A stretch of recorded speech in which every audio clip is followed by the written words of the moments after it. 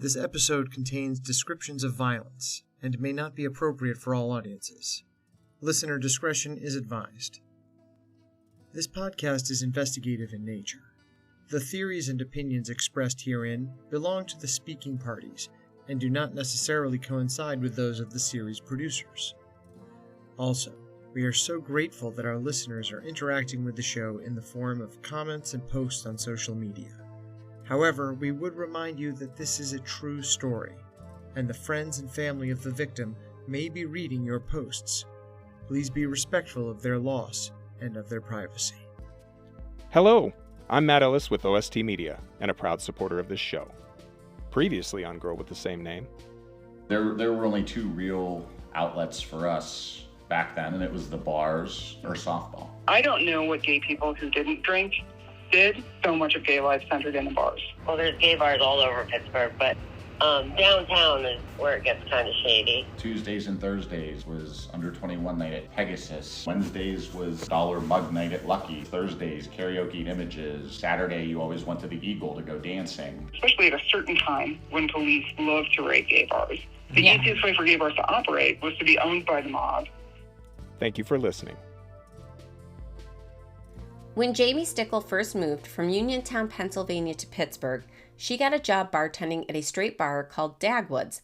But once she found her footing in Pittsburgh's gay community, she left the straight bar behind. Jamie quickly built a reputation as one of the most popular bartenders on Liberty Avenue, home to such a thriving LGBTQ bar scene that it was the setting for Showtime's groundbreaking dramedy series, Queer as Folk. Hi, boys. Getting any tonight?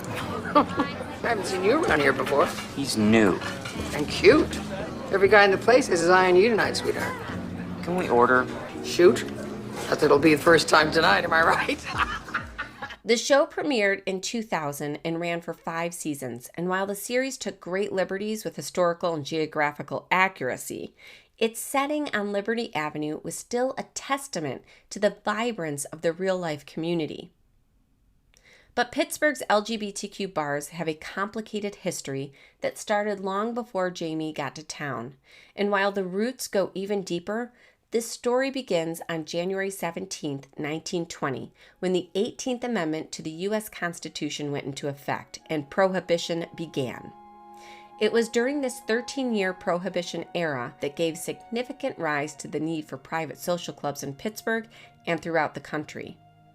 It was behind the closed doors of these members-only establishments that the purveyance of vices such as liquor and gambling were able to continue. The manufacturing, importation, and sale of liquor was, of course, still illegal, and the organized defiance of those laws fostered the rise of organized crime and the American Mafia. The Mafia certainly had their hooks into the Pittsburgh police and the local departments that were in their big areas of control in the states they had under their thumb. That's Paul Hodos, an experienced national security professional and the author of 2 books, including Steel City Mafia, Blood, Betrayal, and Pittsburgh's Last Don. I don't think you can call it organized crime without corruption added into it, because really, especially gambling, but also prostitution. The collusion between the Mafia and law enforcement created a mostly safe space, commonly known as speakeasies, where laws could be left at the door and members could live freely, if only for a few hours at a time, and for a price. On December 5, 1933, Congress ratified the 21st Amendment, repealing the 18th and bringing the failed experiment of American prohibition to an end. But while the sale and consumption of alcohol was given the blessing of legality, the state of Pennsylvania and its conservative governor, Gifford Pinchot, as well as the rest of the country, was not ready to welcome everyone into the light. Gambling and prostitution remained illegal throughout the country, with the exception of Nevada, which legalized gambling in 1931. The powerful crime families that thrived during Prohibition continued to provide safe harbor to clientele seeking outlets for their vices, and the social clubs remained successful ventures. Additionally, strict liquor laws remained in place. Here is Dr. Harrison Apple explaining the legal loophole the social clubs offered. The Pennsylvania Liquor Code as we know it wasn't actually created until 1955, the way it's implemented now.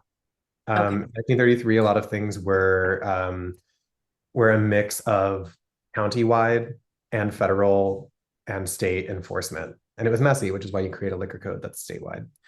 But the way that social clubs operate as a loophole is basically that they were licensable as bars, but the license is not the same as a tavern or a bar in a restaurant. And one of those is that it is allowed to stay open. I can't remember exactly what year this changes, but you are able to stay open about an hour later legally, serving drinks. Dr. Apple is an interdisciplinary artist and historian based in Pittsburgh. They are the co-founder of the Pittsburgh Queer History Project, an oral history and media preservation initiative focused on after-hours nightclubs and working-class LGBTQ lives in Pittsburgh. So the Mafia is able to keep their social clubs running and profitable as safe havens for vice, and homosexuality, considered a vice at the time, also remained criminalized. It was not specifically illegal to be gay. However, the United States has a long history dating back to colonial times of outlawing non-procreative sex. These anti-sodomy laws not only made same-sex intercourse a crime, they extended to sex between opposite-sex couples, even married couples, when conception of a child was not possible. But enforcement of these laws would narrow over time to penalize those considered by those in power to be sexually deviant, which included members of the LGBTQ community. Some of the original social clubs that operated in Pittsburgh after the end of Prohibition included the Carnival Lounge, the Travelers Social Club, and the Gallery. The latter two were owned by a significant member of the Mafia. You guys may have come across this name. Is a major figure in my book, a major figure in the Pittsburgh Mafia, which is Chucky Porter. He did come up in New Kensington under Kelly Manorino, who was also, some people refer to him kind of like as the second Don of Pittsburgh. Like, he existed at the same time as John LaRocca, who was Mike Genovese's predecessor. But he was also seen as sort of this like independent powerhouse who had his hands in everything. It knew to people all across the country. Owned a casino in Cuba even. And so Chucky Porter was, came up under him and was very well liked by the hierarchy, John LaRocca and Mike Genovese too. And according to law enforcement and underworld sources, he was seen by Mike Genovese as like kind of his successor. And his lineage is even kind of weird because he's got a non-Italian dad, an Italian mother, which is a no-no in the mafia world. But he was so sort of charismatic and made a lot of money for them, so much so that they waived the rules basically and inducted him anyway. So he became a made guy in mid-'80s, and a year after he was made, which is also pretty outstanding in the mafia world anyway, he became the underboss of the family. So he was Mike Genovese's second in command until 1990, when he was arrested for basically drug offenses and RICO charges, and was sentenced to 28 years in prison, and then flipped while he was in prison, and basically fed the FBI information for about 8 years from prison because they were still in touch with him in prison. And his testimony ended up saving like multiple people from getting murdered, and in multiple families. As we explore the history of Pittsburgh's LGBTQ bars, it quickly becomes clear that we are also delving into the intertwined history of Pittsburgh's most prominent mafia figures. Again, here's Dr. Apple. So the robust organized crime communities in Pittsburgh and the surrounding areas of southwestern Pennsylvania and New York, those club charters being used to create a shroud of protection was a really easy to replicate formula. And those people who are running those clubs, they need to hire people. So you're going to hire bartenders, you're going to hire security. Some of those security are going to be Pittsburgh police people. Some of those bartenders are going to be homosexuals, and you're going to exploit everything you can out of them. So you're going to get a call when an inspection is going to happen. So the story that an agent or a cop comes up to the door and you have to panic to flick the lights and all the same-sex partners turn and switch so that it looks like a straight club and they hide their alcohol, maybe. All of that is true, but it's not the whole story. The mob-owned clubs didn't just cater to gay patrons, they also preyed upon them. In New York's Greenwich Village, Fat Tony Loria of the New York Genovese crime family owned and operated the Stonewall Inn, made famous by the Stonewall riots in 1969. Notably, Fat Tony tasked his staff with identifying and blackmailing affluent clientele, threatening to out them. It is said that extortion ultimately became the most profitable aspect of the mob's management of LGBTQ clubs. Additionally, although the clubs were mostly safe from police raids, that protection was not always extended to the patrons. You might let people get arrested right outside because you know that there's a cop who's demanded it. Because arresting homosexuals is very lucrative, especially if you get the right ones. You need people who have enough money to pay their way out of being published in the paper as having been arrested by the moral squad. And you want people who will pay indefinitely. That person who's arrested is going to be given maybe an option to pay their way out of being publicized with their name and their address. Some of those people are going to be priests. Some of those people are going to be school teachers. Some of those people are just going to be wealthy enough. So when you're trapped, you're really trapped. And leaving is already a hard choice. So you might just have to live in shame. You might lose your family home. A lot of people are going to be married. Their lives are going to fall apart. And you might find yourself being accused of auxiliary crimes as a result of whatever's happened to you. Child abandonment, who knows? In the mid-1950s, the Horseshoe Bar was owned by well-known racketeer Tony Grosso. Grosso was involved primarily in running numbers and gambling, and his influence extended beyond the bar as he was a significant figure in Pittsburgh's organized crime scene. The Horseshoe catered to a mixed clientele, including both straight and gay patrons. It played a role in the early gay social scene in Pittsburgh, providing a space where LGBTQ people could socialize relatively openly during a time of widespread social and legal discrimination. Robert Lucky Johns was a popular young bartender at the Horseshoe. Lucky had grown up in an Italian-American working-class family in Pittsburgh's North Side. He first entered the gay social scene in downtown Pittsburgh, initially seeking out gay sex for pay. This early exposure to the nightlife led him to work as a bartender in several establishments, including the Mecca Lounge owned by Josie Gambari, the mistress of a racketeer and the girlfriend of a beat cop. He then went on to work at the Horseshoe, which served as a hub for various activities and played a significant role in the early development of the city's gay nightlife. It was there, working under Grosso, that Lucky made connections, learned the trade, and built a reputation, which he leveraged to co-open the Transportation Club. Lucky was listed on the club's charter as its secretary, and thus began his career as a club owner. The Transportation Club would become Pittsburgh's first completely gay club, providing a safe and exclusive space for the gay community. But opening a new social club separate of the mob was a fraught endeavor, and as one might suspect, Lucky received pushback. We asked Chuck Hantz, a friend and disciple of sorts, about Lucky's affiliation, if any, with the Mafia.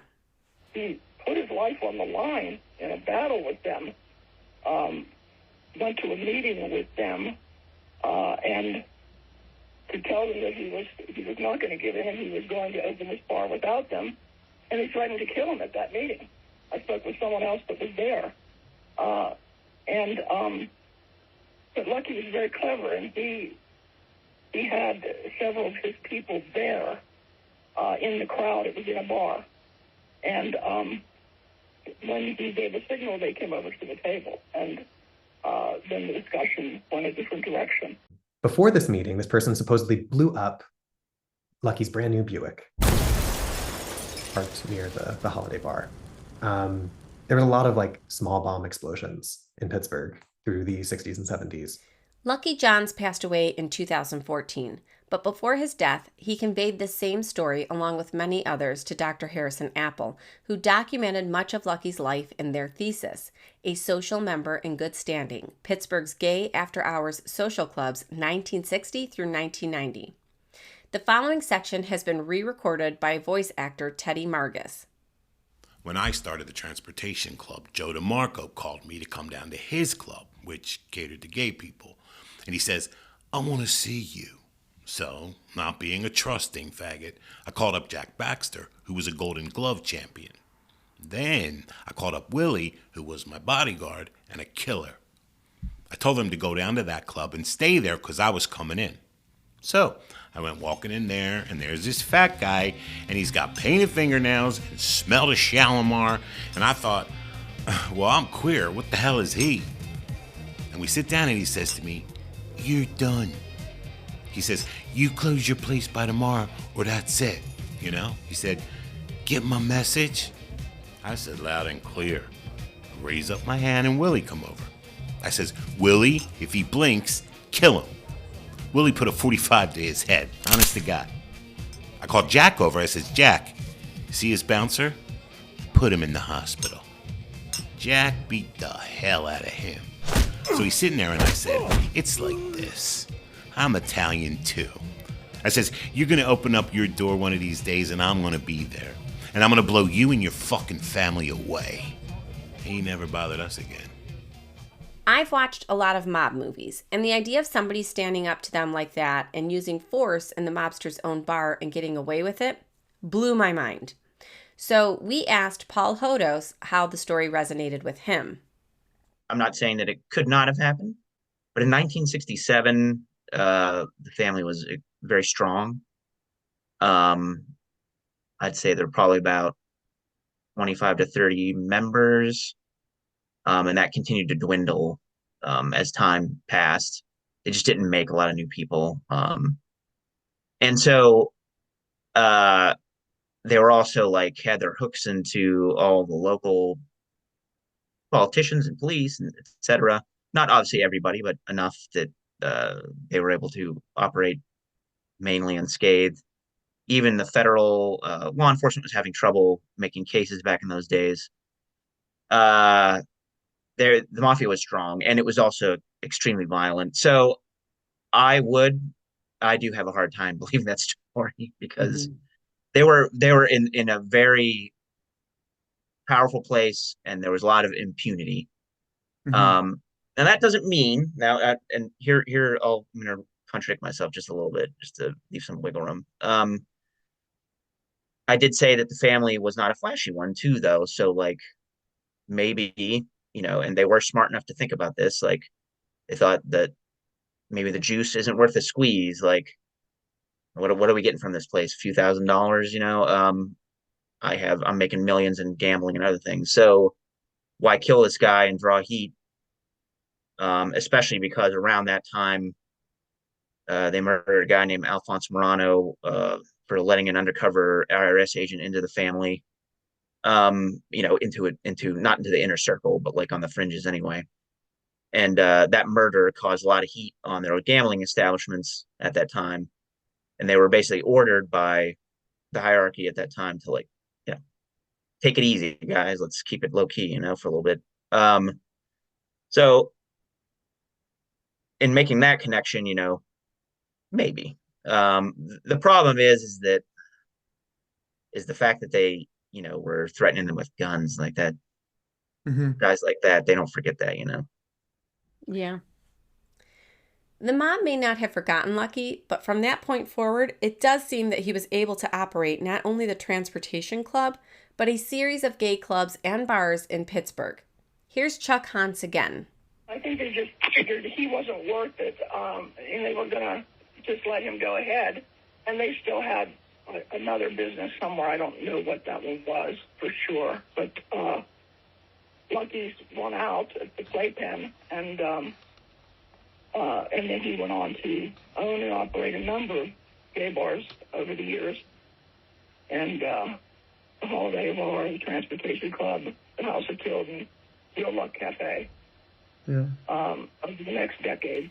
After that incident, Lucky John's became more than Pittsburgh's first gay owner of a gay bar, free of mob control. He became a living figure of myth and legend, a prophet delivering Pittsburgh's LGBTQ social world from mafia and heterosexual ownership and control. And like so many prophets, Lucky had disciples. Chuck Hans, Donnie Thinnis, Joyce McIntyre, Nancy Pribich, and more. All were Lucky's employees at one point or another and would go on to own and operate their own LGBTQ bars in Pittsburgh. But just because Lucky owned his bars separate of the mob, this is not to say that the Mafia immediately divested from ownership of all of Pittsburgh's gay bars. Chuck Hans told us a story that took place nearly a decade later. One of the businesses that I was involved in, that I helped open, my business partner and I, he was my partner at the time, were friends with two guys that wanted to open a gay bar. And they were looking for a location, and I found one down the street from the bar that I was working at the time, which also had a mob connection. And I spoke with the owner. It had been a strip bar, and it was closed, but they were looking for someone to take over. And I organized a meeting between him and our friend, and he offered a price in the whole thing or a price for half of it. And against my best advice, the guy went for half. So his name was George Lee, the mob guy. And he owned massage parlors and strip clubs. And he retained half the ownership until he was murdered. George E. Lee was a notable figure in Pittsburgh's criminal underworld, a major player in prostitution and pornography distribution. He was a key player in the massage parlor wars of the late 1970s and was often referred to as a kingpin in the city's illicit massage parlor industry. When Lee was shot to death in 1977, his massage parlors were divided between two of his lieutenants, a former fireman named Nick DeLucia Jr. and another fascinating individual by the name of Dante Tex Gill. In many ways, Tex Gill was a very typical gangster. Like George Lee, he owned massage parlors and strip clubs and had a reputation for violence. But unlike the heteronormative world of organized crime within which he lived and operated, Tex Gill was someone who, by contemporary language, might be considered trans-masculine. He was born female and later transitioned, living as a heterosexual male, married to a woman and referring to himself with male pronouns. While Tex Gill did not himself own any of Pittsburgh's gay bars, he was certainly a participant in that community. Are you aware of the mobster Dante Tex Gill? Oh, God, yes. He was a very interesting character, and some people found him to be very threatening, but he was always very good to the community in a quiet way. Whenever we have any kind of event, fundraiser, whatever, he would show up and he would hand the organizer the money and say, I don't want my name to appear anywhere. He did it anonymously and was one of our biggest contributors for everything. He certainly gave back to the community, but make no mistake, he was a very dangerous character. That's what we've read, yeah. Did you ever have any interactions with him? I'll tell you a very fast story. I'll try to make it fast. We were having a party to celebrate God only knows what. My business partner was talked into us having this lavish dinner at a 4-star restaurant here in Pittsburgh.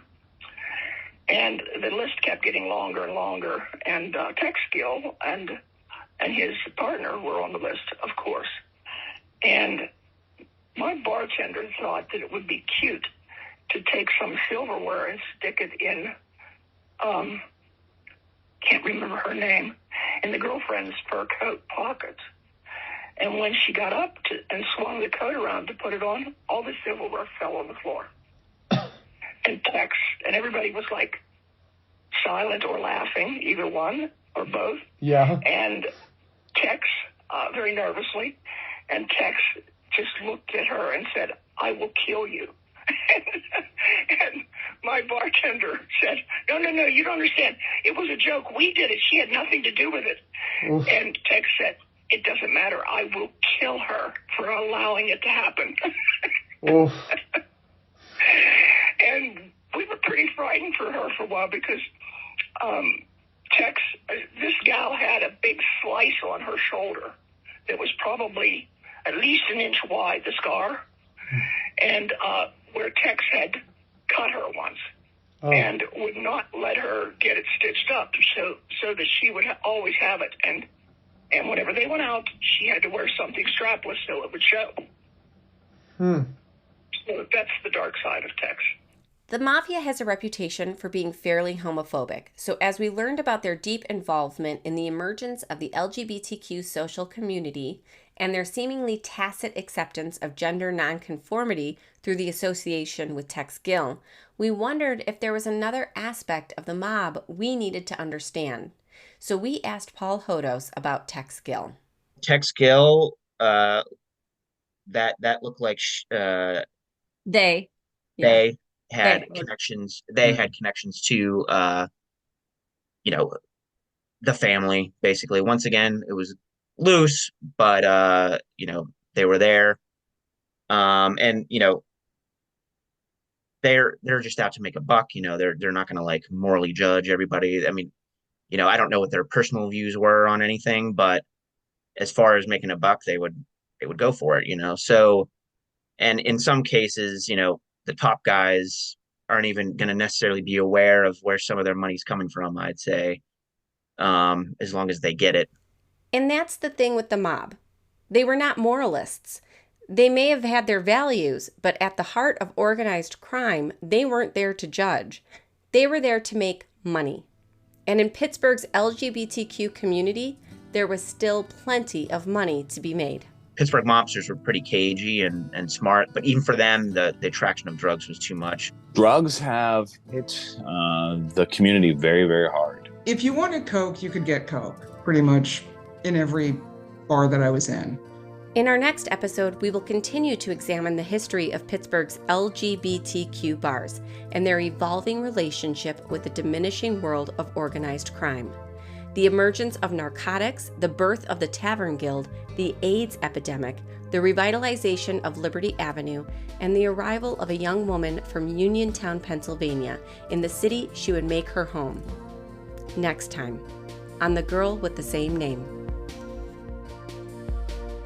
If you enjoy The Girl with the Same Name, please take a moment right now to subscribe to the podcast and leave us a review. It would really help us out. We could not have made this episode without the assistance, guidance, and contributions of Dr. Harrison Apple, Chuck Hans, Dade Lemansky, Paul Hodos, Jim Shepard, and Jody DePerna, to whom we give special thanks and credit. You can follow the show on Instagram, Threads, and Facebook at The Girl with the Same Name, and you can sign up for our mailing list on our website, thegirlwiththesamename.com. This is an ongoing investigation. If you have any information about Jamie Stickle's life or death, we want to hear from you. Please call our tip line at 412-822-6123 or send us an email to thegirlwiththesamename@gmail.com, or you can call the Pittsburgh Police tip line at 412-323-7800. If you have photos, video, or audio recordings of Jamie, you can send them to us or share them on social media and tag the show at The Girl with the Same Name. The Girl with the Same Name is a production of Make That Paper Productions. I am your host, Jamie Stickle. This episode was researched, written, and produced by myself and Jason Bieber, and our assistant producer is Madison Westenheiser. The show was edited and sound designed by Jason Bieber. Chloe Naffey and Morgan Monfredo were our interns. The original theme song was composed and recorded by Brian Hendricks. Additional music and sound effects are from freesounds.com or were generated using Songburst AI. We would like to thank the following people who generously contributed their time and expertise. Our legal counsel is Amanda Moghadam. We received private investigation assistance from Lori Rokenbeck. Our law enforcement advisor is Sergeant Brandon Roy. And Superfan Promotions did our publicity. We'd like to send an enormous thank you to all our Kickstarter supporters. Without your contributions and belief in our work, we would not have been able to tell Jamie's story. Thank you. And special thanks go out to Parvesh China, Brian Assman, George Leon, Daniel Alexander, Jim Shepard, Grant Wood, Stephen Skoblick, and April Cass.